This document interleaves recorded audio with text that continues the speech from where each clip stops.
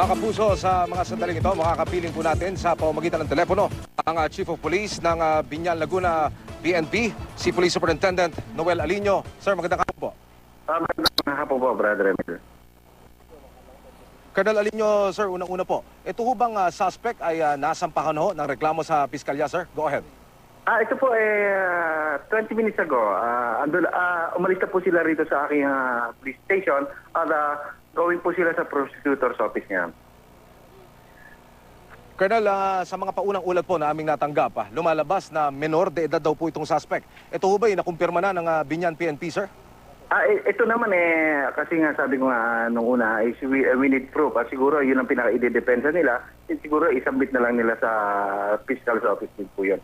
Kung ano ang proof na siya po ba is underage nung gawin niya ito. Ito pong sinasabing, ito pong mga magulang ng sinasabing suspect natin sa kasong iyan, Colonel Alino. Nakipag-ugnayan na ho ba sa Biñan Police? Opo. Actually, nung na-arresto po namin, dumalaw na rin po rito kagabi pa. Nilaran po siya. Actually, nung nakuha po kasi namin itong tao na ito, is nakahubad pa. Dinalaran niya po naman po ng pagkain at saka ng mga damit. Sir Noel, base po sa mga nakuha naming impormasyon, lumilitaw po na umamin daw ang suspect na sa po ay gumagamit ng ipinagbabawal na gamot. Ito ba ay kumpirmado, Sir Noel? Ito naman binigyan namin siya ng karapatan kasi na yung right to remain silent siguro. Pero kinandak namin siya ng drug test. Kinandak namin siya at titignan na lang namin po namin kung yung po ba is magpapositive po. Positive po ba siya sa paggamit ng droga. Makibalita naman kami, sir, dito po sa autopsy, sa labi ng biktima. Nagpalabas na ho ba ng resulta rito, sir? Opo. Ito po ay kumpirmado na ito po ay ginahasa niya.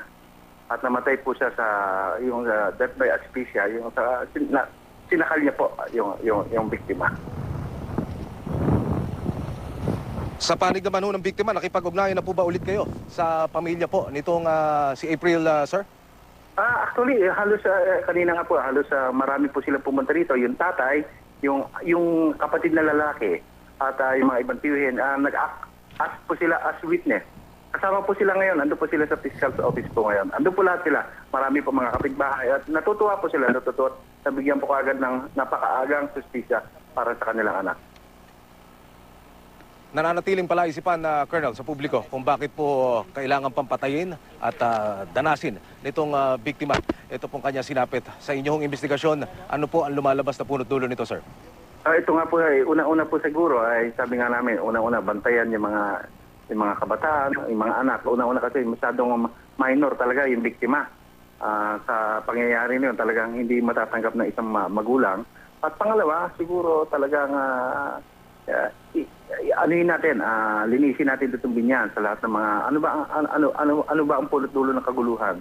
Siguro cause nga po 'yon ng isang pagdadroga. Cause po 'yon ng ibang na lilipat po siya sa mga ibang mga bisyo. Ito po siguro unahin po namin, magkakaroon po kami ng mga programa at napag-usapan na po namin sa mga barangay at sana makatulong po lahat na hindi na po maulit yung pangyayari gano'n. Ano po lumalabas sa Colonel Alino na motibo po nitong suspect para ho gawin niya yon sa biktima? Ngayon po kasi ongoing investigation kasi halos lahat talaga. Ang kwan po kasi is wala namang sign of struggle noong una. Hindi naman po kasi sumakay po nakita po siya sa CCTV na walang struggle na ginagawa. Nakasakay po siya sa bike. Pero meron po kami mga witnesses na sa kalayuan naman is umiiyak na po siya. Nakita na po siya ng mga witness. Actually, may mga volunteered witness po kami. Nakasama rin po namin ngayon sa fiscal's office. Sa impormasyon din, Colonel Alino, lumalabas na naging matagumpay po yung inyong hot pursuit operation para madakip itong suspect sa pamamagitan po ng isang witness. Tama po ba, sir? Nasaan ho siya nung sinasabing maganap itong krimen na ito, Colonel Alino? Ito po, ito mga witness po namin actually na nag-base po kami sa CCTV. May nadaanan po kasi sa isang barangay hall. Nakagip po siya sa CCTV. At yung CCTV nga po namin yon is pinakita po namin sa komunidad. May nag-claim po na nagsasabi nila kakilala kasi ultimo kaibigan po nila yon.